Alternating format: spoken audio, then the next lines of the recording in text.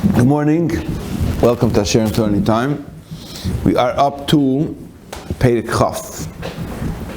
So, in the last Perek, Eliyahu Navi wanted to die. He wanted to give up being the Navi, and he had this experience where Hashem brought him to Har Chorev, and he was there in a cave, and he had this vision where he realized that Hashem is Loi B'Rash, V'Loi B'Koyach.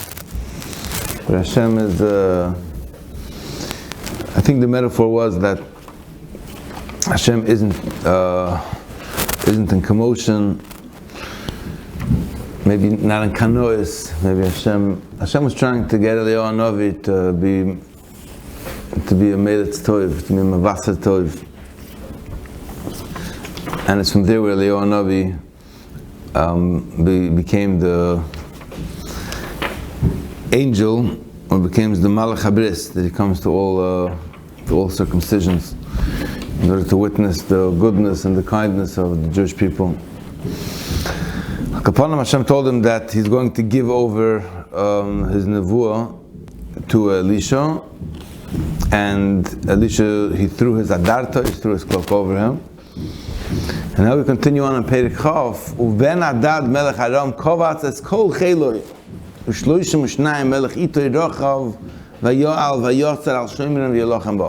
Hadad gathers his whole army from Aram, and they besiege the city.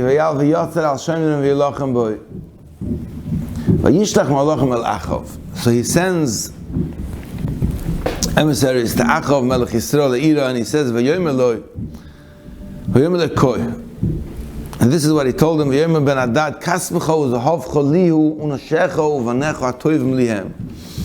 money, your gold, your silver, your wives, your children, they're mine. Give me your choicest, your best of. And in the first message, I don't think it actually meant literally that he wanted. Pashtus in the Mefarshim, it means that he wanted it was a way of saying, give me tax. That means if you don't want me to come and take over and kill everybody, then if you'll subjugate yourself to me and you'll send me taxes, I'll let you live. Now Achav knew that he couldn't compete against Ben Hadad.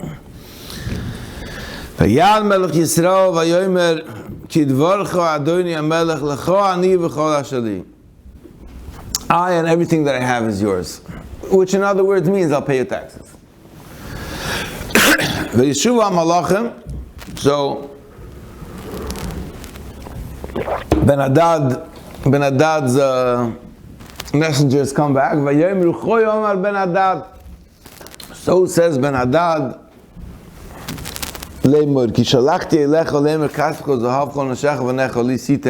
when I came to you telling you that your silver and your gold, your wives and your children are mine, what did I mean? I'm going to send my servants to you. They're going to go through your houses.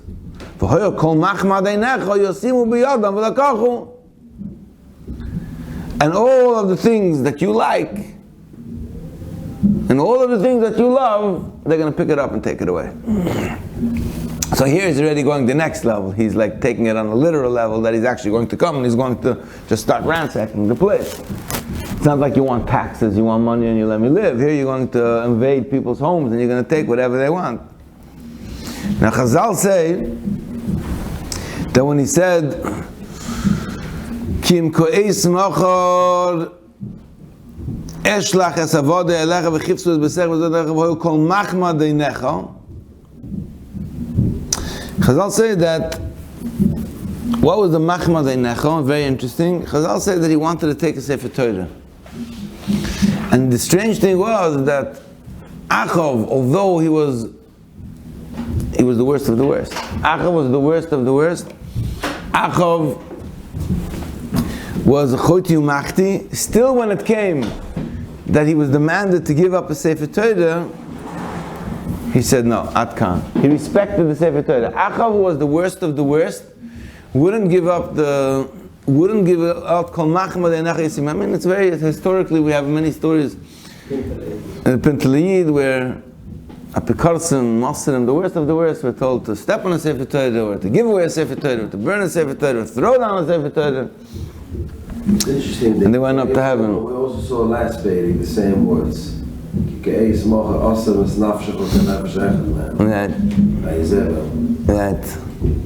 Right, whatever the same words that Izevel told Eliyahu Navi is now being told back to Achav. Interesting.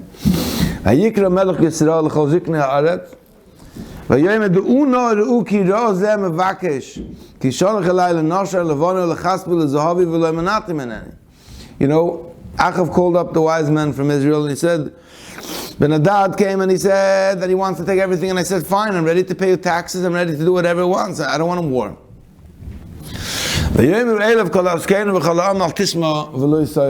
listen to him, because he's here for the kill.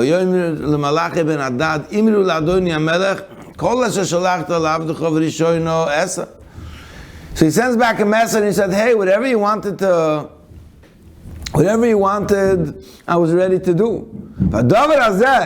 Which Chazal say means that to give up a Sefer Torah, that I'm not doing. So they went back to Achav and they told him that no. So Achav is still not coming across strong. It's not like Achav is coming and saying absolutely no to anything. He's still ready to say, I'm ready to pay taxes. But either if you want to invade my homes and you want to take what you want, or you want, like Chazal say, my Sefer Torah, that you're not getting. Vayishlach Elav ben Hadad, vayomer koyasen li alikim, v'choyosifun im yishpoik afar shoymron l'shu olim v'chol o'oma sheberaglo. So Ben Hadad sends him back a message.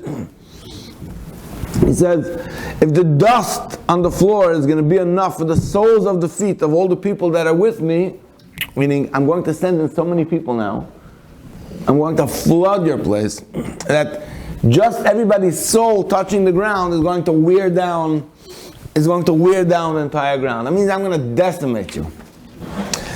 Now here comes a very famous line that, I don't know, it's a very powerful line. Vayan Melech Yisrael. So Achav said, Vayomer, and he said, Dabru, go tell Ben Hadad, Al Yishalel Choyger Kim Fateach. I love this line. It's a very popular line in recent times. Al Yishalel Choyger Kim Fateach. It means, Al Yishalel Choyger means when you go to battle, you used to put on a belt and you used to put on your gear. So that guy was called a Choyger. When you return back from battle, after you're getting back home, you're a Mefatayach. You're taking off your battle gear. So he says, Al Yishalel Choyger, the one who's going out to battle, and he's first getting his gear together, shouldn't boast and hold himself all big and mighty, Kim Fateach, like the guy who's coming back, taking off. Which means he was telling Ben Hadad, Rebbe, you're just going out to battle now. It's like, settle down, tiger. Yeah, chill. It's like when a younger man comes into shul and he starts giving opinions to like this 80-year-old yid. You tell him, somebody who went through the system is different than somebody who's just entering the system now. Take a deep breath. So he gets enraged, Ben Hadad. Who shows he's in the middle of drinking. And his kings are in these shelters, in these booths. I guess it's like a party house of sorts. And he tells his chavra, okay, go attack. So now it's wine and pride. There's wine and pride at play. Chutzpah that he's in. So one of the Nevi'im came over to Achav. So we're going to see later that the Navi was I don't remember his name, Mechio ben Amlo. That was the name of the Navi then. Anyway, the Navi comes over. Navi Echad Nigash al Achav Melech Yisrael. Vayomer Koi Omer Hashem. So said God. Did you see the entire Did you see the entire mob? You know, this entire army that's gathered around you. I'm going to give him into your hand, Hayoim, and you're going to know that I'm God. This is not speaking on behalf of Hashem.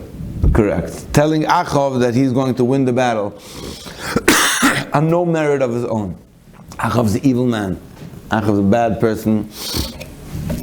Achav is the one who introduced Avodah Zarah on the next level. He married Izebel, who brought in the Asher Avodah Zarah. He was the one who was chased Eliyahu Navi out of town. Bad man. Even though when you look in Chazal, they're always finding ways, like with Achav, that Hashem is very busy with Achav. There's a lot of Perakim dedicated to Achav, so it's not a simple bad man. He was the king. There was a lot of kings before. Basha, Omri, Zimri, we don't even... when it gets to Achav, Hashem is like Kavayachal putting in a lot of effort to bring Achav back to... A lot of effort. You'll see in Kavayachal, whatever that means, but you'll see us later on in the stories. Hashem wants Achav back on his side. But Yomer Achav b'mi, who should lead them? Who's going to lead the army? Yomer Koymer Hashem. So said God, Benadei Sarei Amadinos. Yomer Benadei Sarei Amadinos means it seems like that the tribal leaders or the kings from different regions would send their princes, obviously non-Jewish princes, to the royal court in order to train how to become warriors and leaders. So Hashem said, send the Narei Sarei Madinas, which is these children of the officers who are officers of the state, Vayomer, and he asked me, Yesoid Hamuchamo, so who's going to actually lead the battle? Vayomer, Auto, you. So Hashem is setting it up like, you're not taking like the elderly, you're not taking out the prized Jewish elders, you're taking you wicked man, Achav, with a few goyim who are being trained by you. That's who should run it. I think the Nakuda was that they should chap that it has nothing to do with them. It's like miracle out of miracle land. And he believed. Right, so Achav, you have to understand, Achav is also, the story right before is that he stood up and he said he's not going to give away a Sefer Torah. There was like always this Pintaliyid, this Nakuda Sayyahadis that was coming out. Vayifkoi, that's not a Sarei Medinas. So, how many Sarei Medinas do you think there were? So you're talking here about 232 of these princes who are of trainees who were put at the head of this army. And afterwards, so here, if you remember that Hashem told Eliyahu Navi that 7,000 knees that didn't bow to the Baal, they would survive the next period. So these 7,000 soldiers were the 7,000 Yidden who were not Karei LeBaal, who weren't part of the Baal movement. So the leadership, the people who are quote unquote going to take the credit, there he put Achav and a bunch of non-Jews. But the foot soldiers, he put the loyal foot soldiers of Hashem who are here to fight at all costs to remain loyal. So they go out by noon. He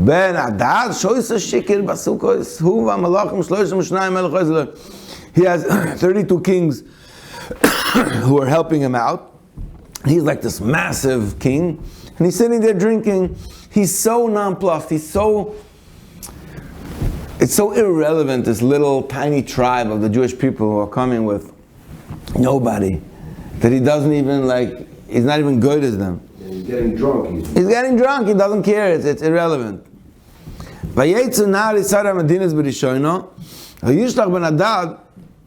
So first these 232 people come out. They said, hey, people are coming from Shomron. This little group of people, like 200, a few guys are coming here. Now the 7,000 Yidden who were Karei LeBaal, they didn't even actually enter into the battle. They're still standing behind. They're just witnessing what's going on. Vayomer, I think it's like the reason why the setup was is that the 7,000 Yidden who were Lekarei Baal, they also had to witness this crazy miracle that ultimately had nothing to do with them, who they were the Shomer Aminai.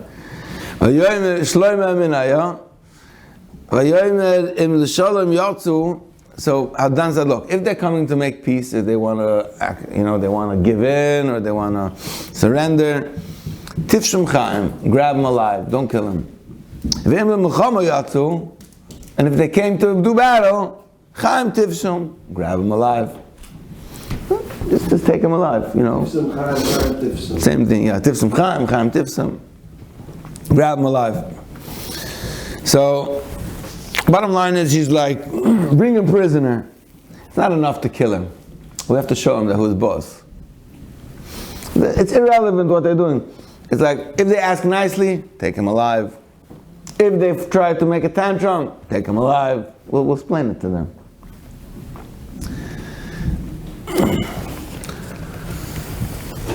ואלה יצאו מן העיר נהר ישראל המדינס, ואחר ואשחריהם, ויכו איש אוי, וינוסו ארם, וירדפם ישראל, וימולד בן הדד מלך ארם על סוס ופרושם. So, they're coming, people are coming there, and officially they're now going to be captured, and every single one of these boys killed a soldier that was sent to capture him. And then when the rest of Aram saw what's going on, everybody picked themselves up and they packed out. So they they were chased. And suddenly it turned over in a minute. So even Achav himself was going out, and they were killing their enemy left and right. So, to the point that Ben Hadad had to escape. And at this point, Vayigash Hanavi El HaMelech Yisrael, Vayomer lo lechis chazek. He said, no, go strengthen yourself, don't stop now. V'da u're'eyas asher ta'asek ilis tshuvas hashona melech Aram oila lecha. This is like when the Lubavitcher Rebbe yelled Adam Osek. Remember the Adam Osek? He wanted the Sharon to go Adam Osek till Syria. It's like if you're winning, you push him back all the way till the end. You don't stop. And then Sharon stopped before Damascus, before he got to Syria by the 6 Day War. And the Rebbe was not pleased. Anyway, upon him here, the Navi comes and he tells him, he says, it's Chazik, go after it, go after Ben Hadad. Get Ben Hadad now, because if you're not going to get him now, then next year he's going to be back in business. But he didn't listen. And the prophecy happens, now that Melech Aram escaped, they told him, they said, you have to understand that the God of the Jews, he's a God of mountains. He likes heights. So in the mountains, that's where he gave him an edge and you had the power to win. But if we'll battle with them on a plain, on a flat ground, on a level ground, of course we'll be stronger than them.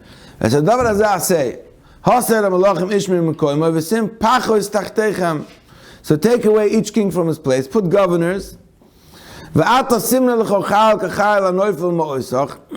count all the soldiers that fell, and the horses and the chariots. So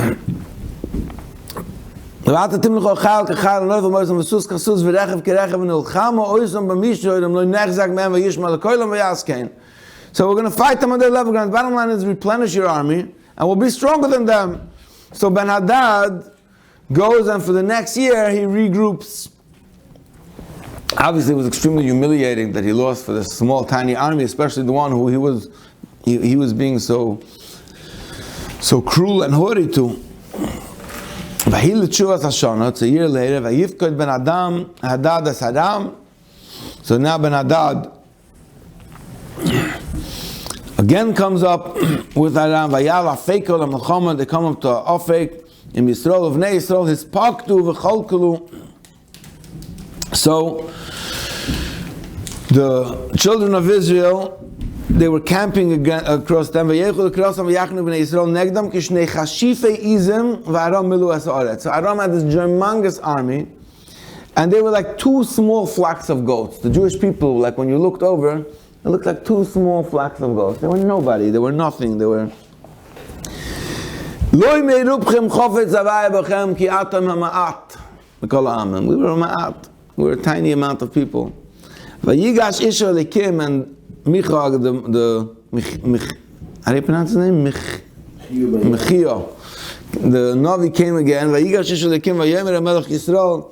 And he again tells him, Vayomer Koyam Hashem, Yan Asher Amru Aram Li, Kei Hodem Hashem, because he said that the God is the Lord over the mountains, and He's not the God of the depths.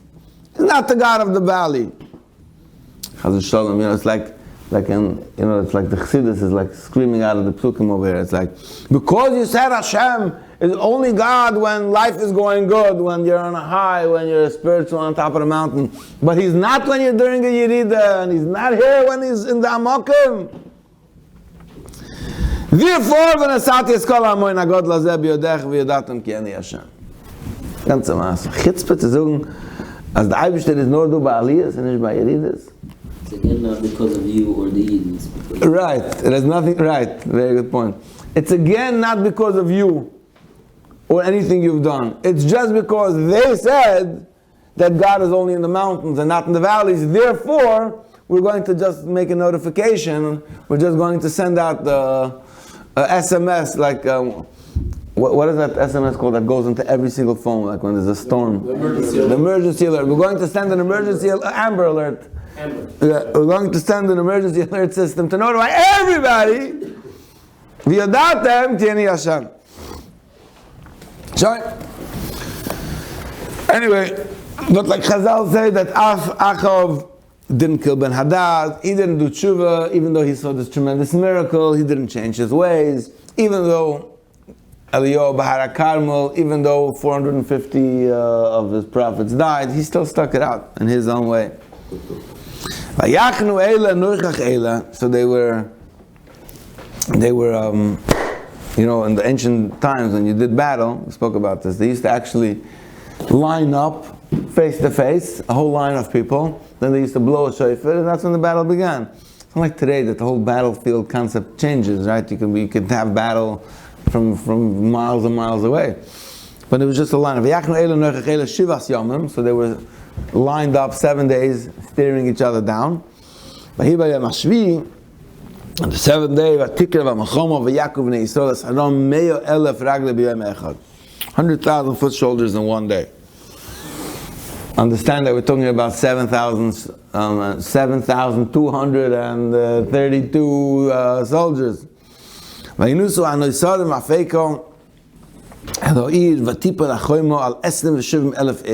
run to Afeka, and it was an abandoned city, and there was 27,000 men hid out in that city from the Aram. And this wall fall down, the wall collapsed on the soldiers, killing them. Now, whether the wall itself actually killed all the people, or because the wall fell, therefore they were able to get to the people and kill them, regardless, whatever it was, they ended up getting sacked. So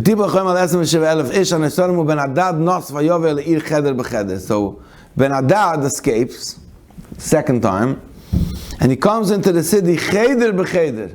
You know what cheder b'cheder is? You remember the picture how Saddam Hussein was caught? The check room, like a permanent room, like this? No, cheder b'cheder means a chamber within a chamber. Yeah.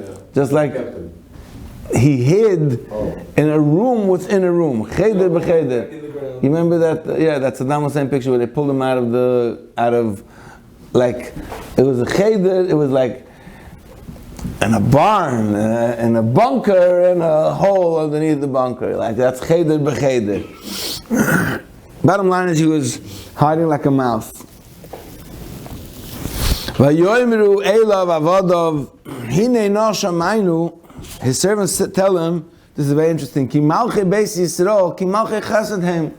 We heard that the kings of Israel are malchei chesed, they're kind-hearted people. Let's hear this, huh? Right, now he hears it, that they're kind people, that the Jews are kind. So let's take advantage of that.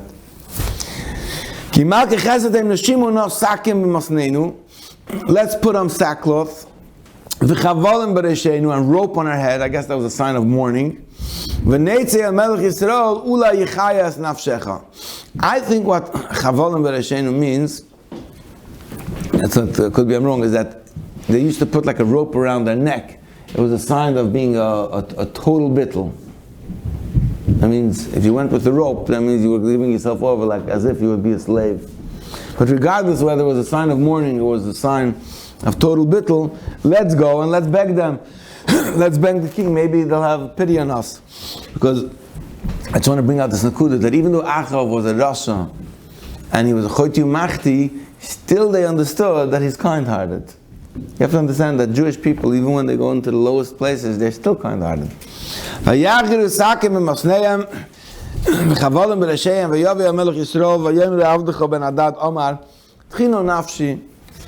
And they gave a message, they said, your servant Ben Hadad said, please let me live, Tchino nafshi. Vayomer, and here's where Achav messed up Begadol, he said, Hoidenu chai, is Ben Hadad still alive? Achihu, he's my brother. Shem Kalbach, Klap of holy brother. I have to know that Achav is not your brother. I'm sorry, Achav is not your brother. Ben Hadad is not your brother. Ben Hadad is your enemy. And sometimes you have to know who your enemies are, and you have to clean house when you got to clean house. And just because you captured your enemy, he doesn't become your brother. And even though it sounds cool and it sounds like it's going to be good in the papers, it doesn't work that way. So his people realized, they sensed on the opportunity, and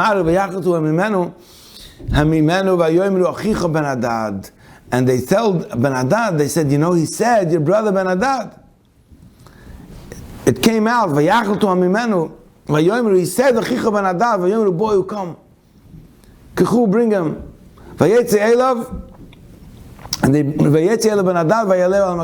him on the chariot. So he brings him, he puts him on the chariot. So that means he took his enemy who wanted to take away his money, his wives, his children, humiliate him. He wanted to take away the Sefer Torah that you was a nefesh on. And the second he met him, he fell for his power and for trying to be Mr. Nice Guy, and he brought him up on his chariot and he put him in a position like an equal. Mindset. Huh? It's like a liberal mindset. Yeah, it's like a gullus mindset, like a gullus mindset as medaf yede gefallen, and we always have to kiss up to everybody, and we always have to tell them ochiyu.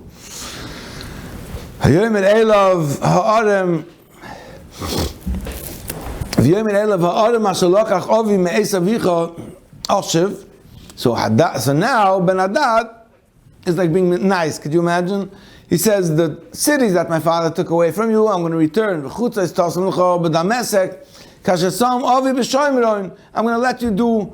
going to let you do business in Damascus. You know that there was a rule against the Jews that they're not allowed to come to Damascus. You're not allowed to do business there. Now, the captured Ben Hadad is making concessions to the Jewish people, and the Jewish people are feeling all pumped. Like, wow. Ben Hadad is giving us things. Hello. That's always what happens. This is the biggest gullus that we go through, the inner gullus of not just being strong and powerful and saying yes we can, and saying that Hashem believes in us and we're chosen and we're here for a reason, and we have to just come down like a boss. So he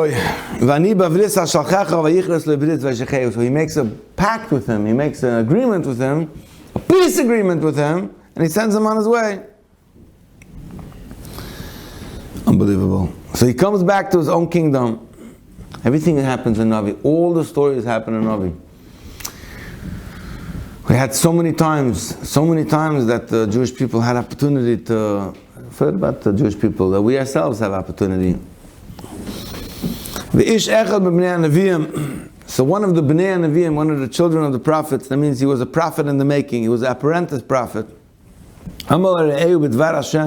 He told him, so said the word of Hashem, Hakinu no, slap me, hit me. And he said, what do you mean? He said, why should I hit you? But he said, no, Hashem said that you should hit me. And if I'm telling you a prophecy that Hashem says hit me, then you need to hit me. And he said, no. Because you didn't listen to the voice of Hashem. You're going to leave from me.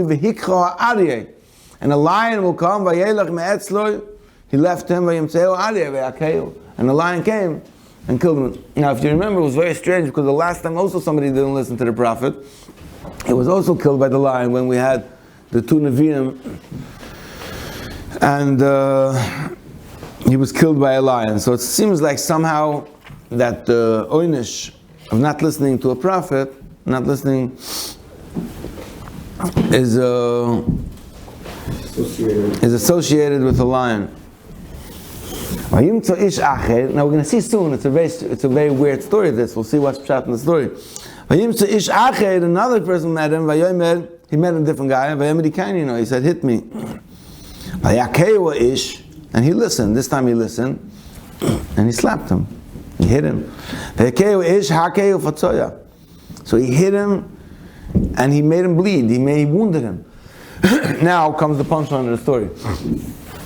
This Ben Navi, the reason why he wanted to bleed this way was because he was acting out a prophecy.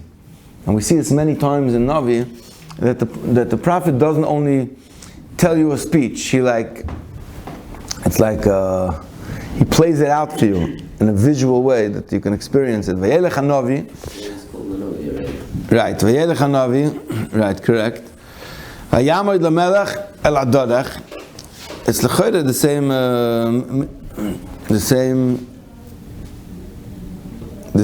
mechio.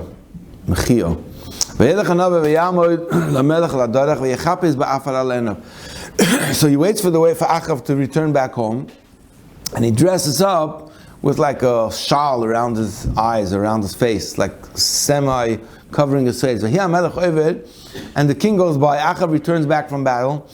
And he yells to the king. Now, obviously, the king didn't know who he was because his face was covered. He says, "Look, I have a story. If you remember the same thing with Nasan Hanavi that happened with David HaMelech, he also set him up. I was out in battle. There was somebody that the person strayed. So it looks like they captured a prisoner and they brought him to me. Guard over this prisoner.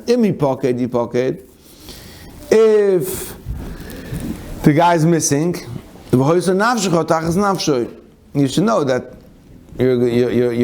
your life is going to be taken instead of this guy's life. Or you can pay your way out with money. I got distracted. I was doing things here and there. When he disappeared. This prisoner ran away. So, but I don't want to get killed. And Achav answers him, what exactly are you asking me? You yourself decreed your own judgment. You yourself agreed to these terms. So here comes the punchline. He removes the scarf from his eyes, and suddenly his bloody, bruised face appears. And Achav recognized him. He knew him, he was from the Nevi'im. And he told him,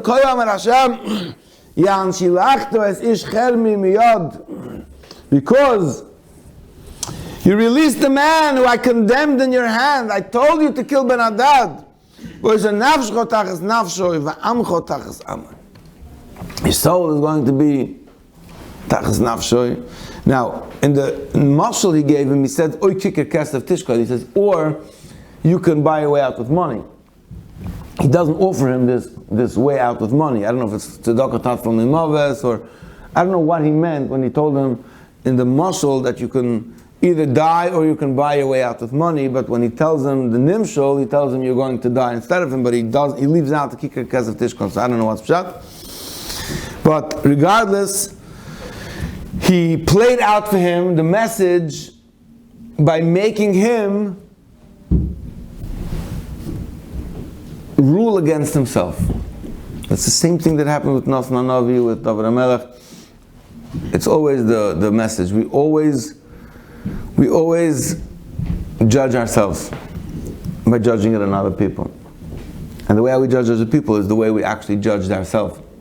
So the Shem Tov says the person has to train himself to always judge other people favorably, because ultimately, when you're judging other people, you're judging yourself. So even